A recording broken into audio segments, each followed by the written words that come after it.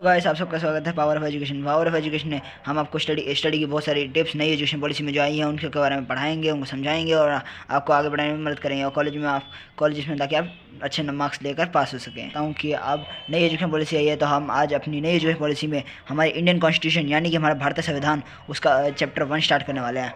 तो चलिए शुरू करते हैं।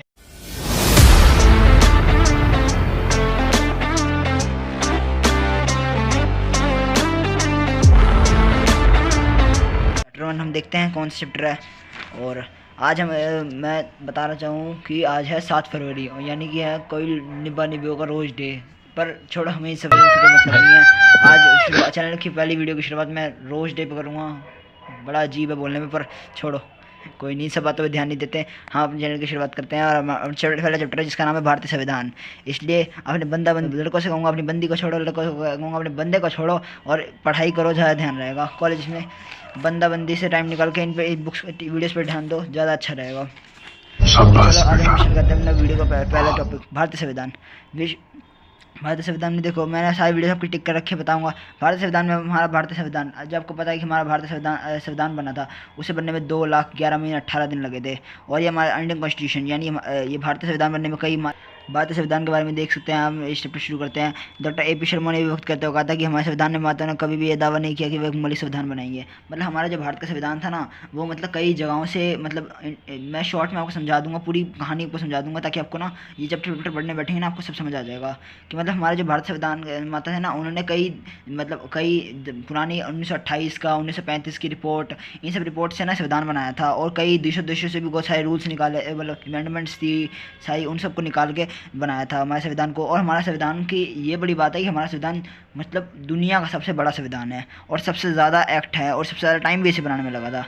ये मैं आपको सीधे बताता हूँ, इसमें लिखा भी हुआ है, संविधान किसी भी देश की आत्मव्यवस्था होती है। संविधान में उस देश के शासन स्वरूप के वर्णन के साथ साथ शासन के विभिन्न अंगों की शक्तियाँ और उत्तरदायित्व का वर्णन भी किया जाता है। संविधान के नागरिकों के अधिकारों और कर्तव्यों की व्यवस्था भी की जाती है और सरकार और नागरिकों के आपसी संबंधों को निर्धारित किया जाता है। प्रत्येक देश के वर्तमान संविधान में की जाती से जड़ी अतीत में छिपी होती है, मतलब उसके अतीत में छिपा होता है। प्रत्येक जब हमारा संविधान बना था भारत में, तो उसमें अतीत की सारी बातों को भी हमने ध्यान में रखा था। जब हमारे देश में अंग्रेजों का राज था, अराउंड 200 ईयर्स तक अंग्रेजों ने हमारे देश पर राज किया था, ब्रिटिश लोगों ने। पर उस सब बातों को ध्यान से रखा, उन सब बातों से ऊपर उठकर हमारे देश का संविधान बनाया गया था। हमारा भारत का संविधान एक लिखित संविधान था जिसका निर्माण संविधान सभा ने किया था। ये सब पता है कि हमारे संविधान सभा ने हमारे संविधान का निर्माण किया था। संविधान सभा एक ऐसी संस्था होती है जिस नवीन संविधान पर विचार करने और अपनाने और वर्तमान संविधान पर महत्वपूर्ण परिवर्तन करने का निर्वाचित किया था। यह एनसाइक्लोपीडिया ऑफ सोशल साइंस ने बताया गया था। तो अब आगे बढ़ते हैं, पेज पढ़ते हैं अपना।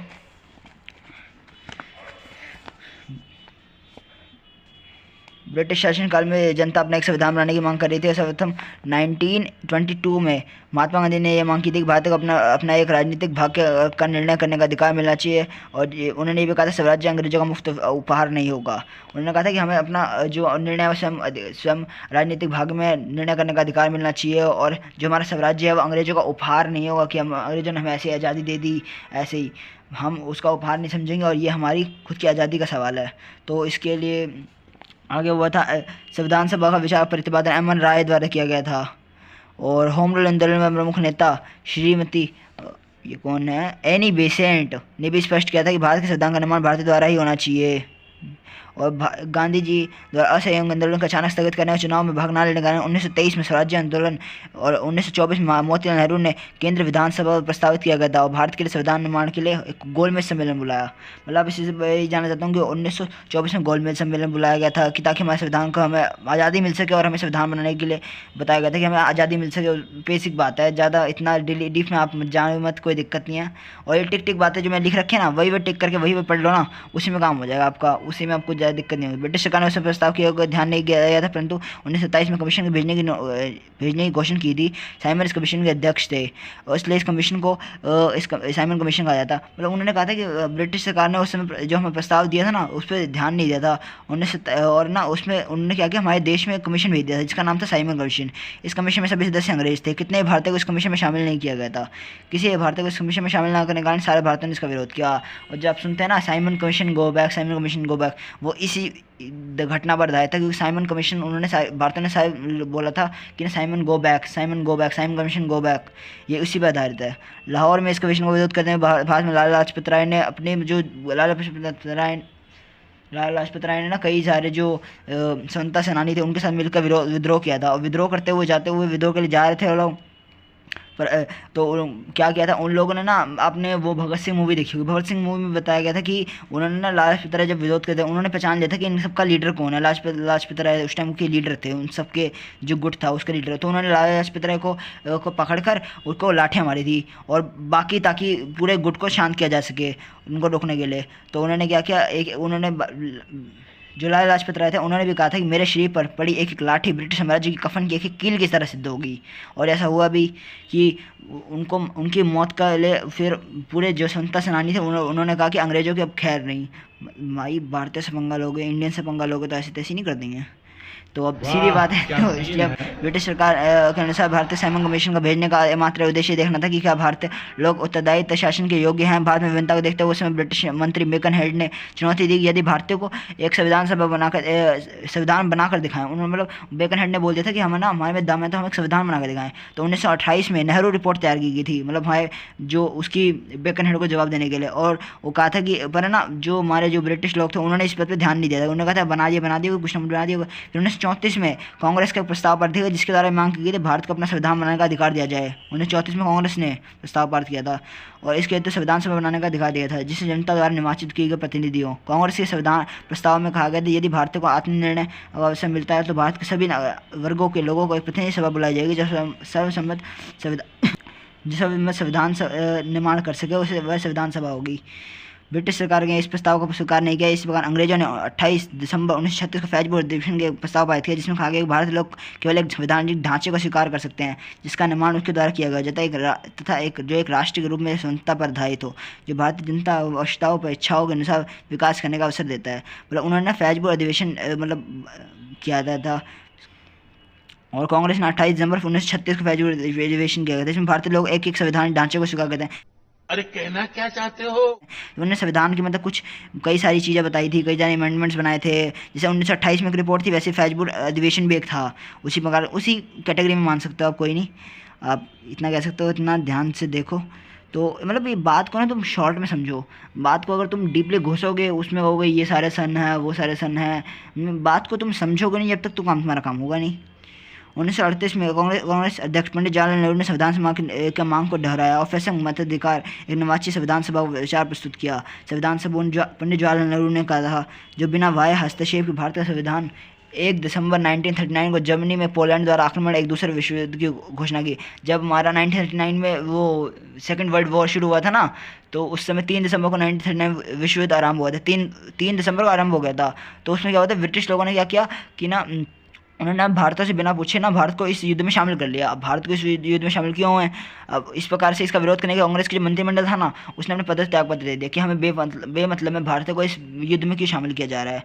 तो उन्होंने कहा था आप हमें इस युद्ध में आप हमारे साथ इस युद्ध में शामिल हुए हैं। तो उसके लिए ना फिर भारतीय ने एक मांग रखी थी।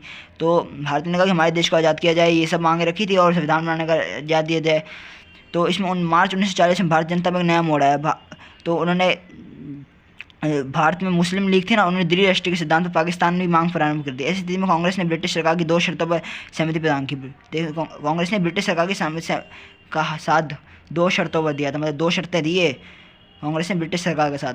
युद्ध के पश्चात भारत को अपना एक संविधान स्वयं चलाने का अधिकार दिया जाए। कांग्रेस की एक अस्थायी राष्ट्र सरकार की स्थापना की जाए जो केंद्र विधानसभा के प्रति उत्तरदायी हो और जिसमें सभी राजनीतिक दलों के प्रतिनिधि भाग ले। इस दौरान इंग्लैंड में सत्ता परिवर्तन हो गया। लॉर्ड चैम्बर के स्थान पर लॉर्ड चर्चिल इंग्लैंड के प्रधानमंत्री बने। उन्होंने कांग्रेस की मांग को अपने प्रति अभिव्यक्त करते हुए कहा कि ब्रिटेन में ब्रिटिश साम्राज्य के विघटन पर आदर्श करने के ब्रिटिश प्रधानमंत्री नहीं बना हूँ। ओके, मतलब बेसिकली बात है ना, वो लोग ना, मैं आपको ना शॉर्ट में समझाता हूँ। बेसिक बात है, वो लोग अंग्रेजी में पागल बना रहे थे। उन बाप को भेज, तेरे बस की बात नहीं। उनको लगा कि हम है ना उनका साथ भी देंगे, बाद में इनको फैला फुसला के अभी ना हम युद्ध में शामिल करा लेते हैं तो फ़ायदा हो जाए हम, ताकि हम युद्ध जीत जाएं। उसके बाद तो अंग्रेजी आज़ादी दे ना दे, हम इनकी बातें मांग के इग्नोर कर देंगे इनको। ऐसे ही अंग्रेजों से पंगा, इंडियन से पंगा लोगे, अंग्रेज ना इंडियन से पंगा ले रहे थे, मतलब बेसिक बात है। तो ऐसा कैसे कर देंगे वो हमारे जो भारत ऐसे तैसे कर देंगे। लाला लाजपत राय ने ऐसे थोड़ी कहा था कि मेरे ऊपर पड़ी एक लाठी की कील की तरह सद होगी, कील ही गाड़ देंगे अंग्रेजों में, सीधा पकड़ के जहाँ दिख गया ना कील ही गाड़ दो। भारत ने वायसराय लॉर्ड लिग्नवो भारतीय नेताओं की बातचीत करके देखो अगस्त पेशकश भी ऐसी उन्होंने हमारे जो भारतीय कानून को कन्विंस करने के लिए एक और भेजी थी अगस्त पेशकश, जिसे 8 अगस्त 1940 को घोषणा की थी। आप ये लिखो तब भी कोई दिक्कत नहीं है, 8 अगस्त 1940 ना लिखो तब भी कोई दिक्कत नहीं है, इतना कोई पूछता नहीं आपसे। तो भारत को शीघ्र औपनिवेशिक स्वराज्य का दर्जा प्रदान किया गया। भारत को संविधान बनाने के लिए संविधान सभा का गठन किया जाए। ब्रिटिश सरकार अपने उत्तरदायित्व को भारत की शांति और कल्याण संबंधित जैसे वर्ग को नहीं सौंपेगी जब तक कोई नया वर्ग मांगने तैयार ना हो। और युद्ध के दौरान वायसराय कार्यकाल में कुछ भारतीयों को शामिल किया जाएगा। युद्ध संबंधी मामलों में राय देने के लिए समिति का गठन किया जाएगा जिसे रियासतों ने प्रतिनिधि तथा महत्वपूर्ण शामिल किया जाएगा। और लेकिन ये बात थी कि भारत को समझ आ गया था इसमें ना पूर्ण साम्राज्य की जो हमारी मांग थी, हमारी जो मांग थी पूर्ण साम्राज्य हमें दिया जाए, तो उसकी मांग को उन्होंने स्वीकार नहीं किया था, उसके बारे में कोई मतलब बात नहीं की गई थी। तो उन्होंने इस बात को भी इन्होंने अस्वीकार कर दिया। हमारी भारतीय कांग्रेस ने जो भारत में लोगों ने कांग्रेस ने मिलकर इसे अस्वीकार कर दिया था। और उन्होंने क्या किया, सवैन्य व्यक्तिगत सवैन्य अवज्ञा आंदोलन, देख सकते लिखा हुआ है यहाँ पे व्यक्तिगत सवैन्य आंदोलन, उसको स्टार्ट करने का सोचा था उन्होंने। तो आगे बढ़ते हैं, हम देखते हैं क्या हुआ था आगे कहानी में। तो अब हर चीज़ कुछ समय पश्चात जापान भी मित्र राष्ट्रों के साथ दूसरे विश्व युद्ध में शामिल हो गया। तो अब ब्रिटिश शासन को लगा कि अब तो भाई हमें भारत की हेल्प की ज़रूरत है। तो उन्होंने क्या किया, क्रिप्स को बोला कि जो हमारे जो ब्रिटिश सरकार के सर स्टैफर्ड क्रिप्स को भारत भेजने की घोषणा की। मतलब एक और इंसान आया जो हमें कन्विंस करने के लिए ड्रामे करने आ गया, बेसिक बात है। तो अब क्रिप्स आ तो गए, उन्होंने 22 मार्च 1942 को क्रिप्स भारत पहुंच गए। उन्होंने भारत से बातचीत करने की सोची। क्रिप्स ने भारत को दो भागों में बांटा गया था, दीर्घकालीन प्रस्ताव, वर्तमान प्रस्ताव। तो उन्होंने 2 प्रस्ताव में दिए थे। एक दीर्घकालीन प्रस्ताव में था युद्ध के पश्चात संविधान सभा का गठन किया जाएगा जो भारत के लिए संविधान बनाएगी। युद्ध के पश्चात भारत को औपनिवेशिक स्वराज्य का दर्जा दे दिया जाएगा। युद्ध के पश्चात भारतीय लोगों द्वारा नियमित संविधानों की शर्तों को सहित स्वीकार कर लिया जाएगा। और भारत को संघीय व्यवस्था के अंतर्गत जो प्रांत नए संविधान को स्वीकार नहीं करेंगे उन्हें अपने यथास्थिति बनाने का अधिकार दिया जाएगा। मतलब उन्होंने बेसिकली हमें ना बावला बनाने की सोच ली थी। वर्तमान प्रस्ताव में कहा गया कि वर्तमान स्थिति में भारत की रक्षा का उत्तरदायित्व ब्रिटिश सरकार का है। ब्रिटिश रक्षा की व्यवस्था भारतीय के सहयोग से की जाएगी। युद्ध विभाग को छोड़कर अन्य सभी विभाग वायसराय कार्यकाल में भारत को सौंप दिए। मतलब उन्होंने क्या किया, युद्ध विभाग जो हमें चाहिए, युद्ध विभाग वो तो अपने पास रख लिया अंग्रेजों ने, और बाकी चीज़ें हमें दे दिया। हमें चाहिए पूर्ण साम्राज्य। पूर्ण साम्राज्य का मतलब क्या हुआ, पूरी तरह से साम्राज्य, मतलब समझ सकते हो आप, सीधी बात है, आप लोग समझदारी हो। देख लो हमारे अंग्रेज हमें पागल बनाने की क्या किस तरीके से सोचते हैं वो, देख लो। फिर उसके बाद मंत्रिमंडल मिशन योजना 1945 में दूसरा विश्व युद्ध में के रूप में समाप्त हो गए थे। युद्ध के कारण इंग्लैंड में चुनाव नहीं हो रहे थे। युद्ध के बाद इंग्लैंड में चुनाव हुए जिसमें मजदूर दल की सफलता मिली। चर्चिल के स्थान पर लॉर्ड इटली प्रधानमंत्री हुए। जो लॉर्ड इटली है ना, ये थोड़े ठीक थे, ये भारतीय सहानुभूति रखते थे, ये थोड़ा मतलब भारतीय को समझते थे, मतलब ठीक था, बंदा ठीक था, बेसिक बात है। उन्होंने ये घोषणा की थी कि जून 1948 में भारत को स्वतंत्रता प्रदान कर दी जाएगी। इसके साथ ही भारत को समस्या का समाधान कहते हैं कि मंत्रिमंडल मिशन की योजना भारत ने भेजने की घोषणा की। और 24 मार्च 1946 को यह मिशन भारत आया। इस मिशन के भारतीय विभिन्न राजनीतिक दलों को उन्हें नेताओं को बातचीत करने के पश्चात 16 मई 1946 को अपनी योजना पेश की और सभी राजनीतिक दलों ने स्वीकार कर लिया। और ये मिशन में ब्रिटिश मंत्रिमंडल के सदस्य भी शामिल थे।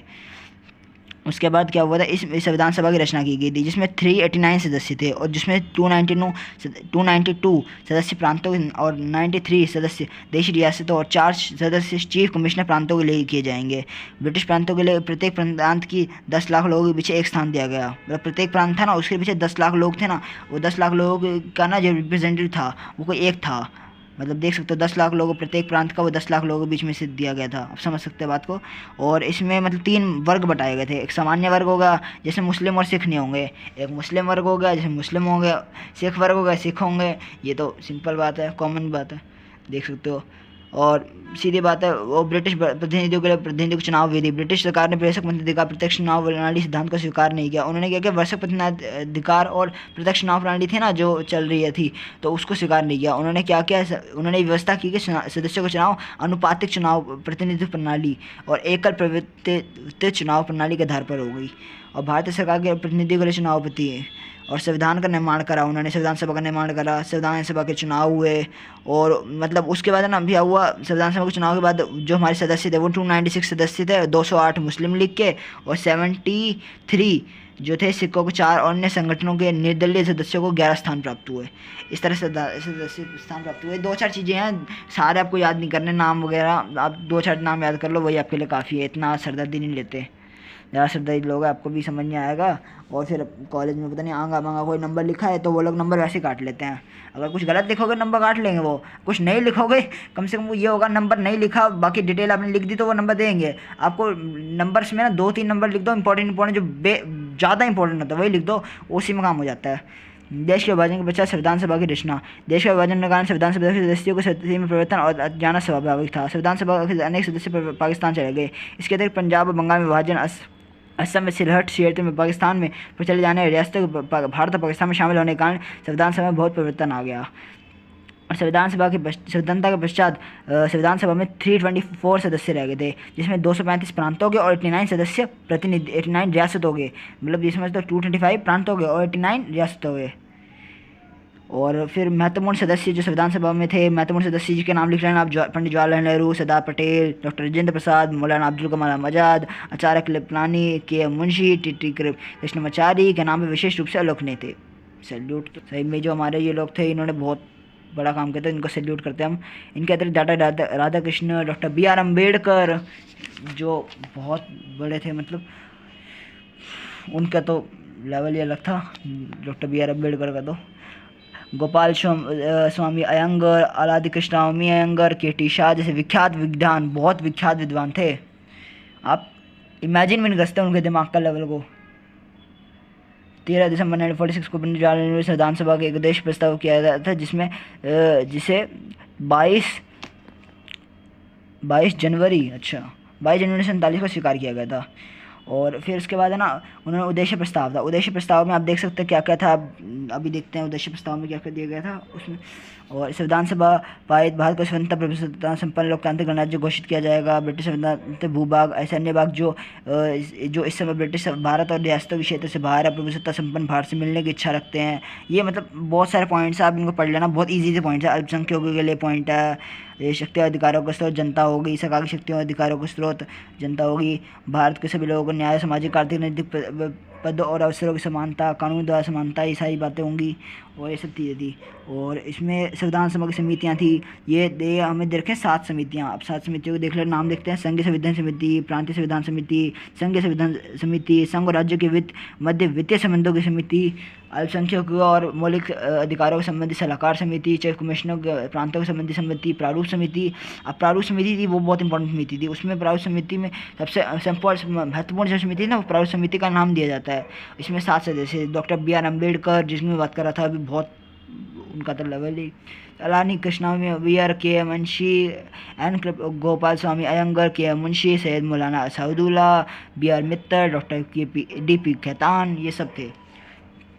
और देख ले ये सारी बातें थी। 8 जो संविधान सभा के प्रस्तुत किया गया था, इसमें 315 अनुच्छेद और 8 अनुसूचियाँ थी। मसौदा संविधान के विषय में जनता, प्रांतीय संविधान, मंत्रिमंडल अन्य सदस्यों को विचार प्रस्तुत करने का सदस्य प्रदान किया गया, समय प्रदान किया गया। अच्छा, ये सारी बातें थी। और 26 मतलब ये सब संविधान बनाने में मतलब बेसिक बातें हैं, मेन याद रख लो, बहुत सारे सरना। इसमें 14 नवंबर 1948 का संविधान सभा का अधिवेशन आरंभ हुआ, जिसे 26 नवंबर 1949 तक ये अधिवेशन चला था। उसके बाद 26 नवंबर 1949 तक हमारा संविधान बन गया था। फिर इसे लागू 26 जनवरी 1950 को लिया गया था। और इसका कारण था कांग्रेस ने द्वारा ना 1929 में लोहार अधिवेशन था ना, और पूर्ण स्वराज्य के प्रस्ताव पास किया गया था। इसी प्रकार ना 26 जनवरी 1930 को स्वराज्य दिवस मनाया गया था। इस कांग्रेस स्वतंत्रता का प्रतिवर्ष इस दिन को उन्होंने कहा था कि अब हम ना 1930 को नहीं, पर हम अब ना संविधान जब लागू होगा उसे हम 26 जनवरी को ही करेंगे, और उन्होंने 1950 को लागू करने का सोचा था। और इस प्रकार 26 जनवरी 1930 के दिन को याद रखने के लिए 26 जनवरी 1950 को इसे लागू किया गया। देखो मैंने ये बात कही थी आपसे, यह देख सकते हैं आप। और अब आगे देखते हैं, अब आगे क्या लिखा हुआ है। हमारा संविधान में बहुत सही चीज़ें हैं, बहुत इंपॉर्टेंट चीज़ें हैं, पर देख सकते, वाह चैप्टर खत्म, देख सकते हैं। अब हम देख सकते हैं 2 साल 11 महीने 18 दिन जो मैंने आपको कहा था संविधान बनने में लगे थे। संविधान के 11 अधिवेशन हुए, 165 दिन संविधान के संबंध में विचार विमर्श करने लगे। संविधान निर्माण करने में 26 लाख रुपये खर्च हुए थे। देख सकते हो 26 लाख रुपये, बहुत मोटा खर्चा हुआ था। पर हाँ चलो देखते हैं अब। 15 अगस्त 1947 को से पूर्व संविधान सभा की स्वतंत्र संस्था नहीं थी, वह संस्था के पश्चात प्रभुसत्ता संपन्न संस्था बन गई थी, जिसे भारत के संविधान के माध्यम से प्रजातंत्र गणराज्य के रूप में स्थापित किया गया था। और इसे 2 साल 11 महीने 18 दिन का समय लगा था, जिसमें कर्नाटक के संविधान में 2 साल 11 महीने और दक्षिण अफ्रीका के संविधान में 1 वर्ष और संयुक्त राज्य अमेरिका में 4 महीने लगे थे। मतलब संविधान का जो हमारा देश था, हमारे संविधान में ना बनाने में ना बहुत ज़्यादा टाइम लग गया था। मतलब हमारा संविधान सबसे विस्तृत संविधान भी था, देखो लिखा हुआ भारत का संविधान सबसे विस्तृत संविधान। तो अब इन सब बातों से आप देख सकते हैं हमारा चैप्टर खत्म हो चुका है। ये हमारे संविधान के इंपॉर्टेंट क्वेश्चन हैं, देख सकते हो आप, इन पर एक बार नज़र मार लेना, देख लो, मैंने यहाँ पे जूम देख लिया, यहाँ पे हाईलाइट कर दिया है। और बाकी मैं दिखाना चाह रहा हूँ कि मैंने पिछला एक शॉर्ट डाला था अपनी वीडियो में, जिसमें मैंने हमारे जो नई एजुकेशन पॉलिसी का इस बार जो क्वेश्चन पेपर आया है, जो अभी दिसंबर में ही हुआ था, दिसंबर 2024 में ही हुआ था, तो नई एजुकेशन पॉलिसी का क्वेश्चन पेपर फर्स्ट सेमेस्टर का है। तो वो क्वेश्चन पेपर मैंने हाईलाइट में डाल दिया था। तो उसमें से आप देख लेना कि उसमें पहले यूनिट में से, पहले चैप्टर में से कौन सा क्वेश्चन आ रखा है। पहले चैप्टर में नहीं आ रखा तो कहीं ना कोई आ सकता है। तो इसके इंपॉर्टेंट क्वेश्चन ये बहुत सारे देख लेना, इंपॉर्टेंट क्वेश्चन इसमें भी आ सकते हैं जो देखे हैं। और बाकी मैं कहना चाह रहा हूँ, अपना आज रोज़ डे भी है, तो अपने बंदी को छोड़ के जाकर चैप्टर पे ध्यान दोगे तो ज़्यादा बढ़िया रहेगा, पढ़ाई पे ध्यान दोगे ज़्यादा बढ़िया रहेगा। बंदी तो आते रहेंगे, मतलब निब्बा निब्बी वाला खेल तो अपना कोई खेल, अपने मैं इस खेल से बहुत ज़्यादा दूर रहता हूँ। ये सब फालतू की चीज़ें से दूर रह के अपना पढ़ाई पे ध्यान दो। और अगर कोई दिक्कत हो, पढ़ाई में दिक्कत हो, तो सब्सक्राइब पावर ऑफ एजुकेशन, आगे बढ़ते हैं। और तो हम अभी वीडियो ख़त्म करते हैं, तो अभी चलता हूँ मैं आपके लिए नए चैप्टर की वीडियो बनाने। तो बाय बाय।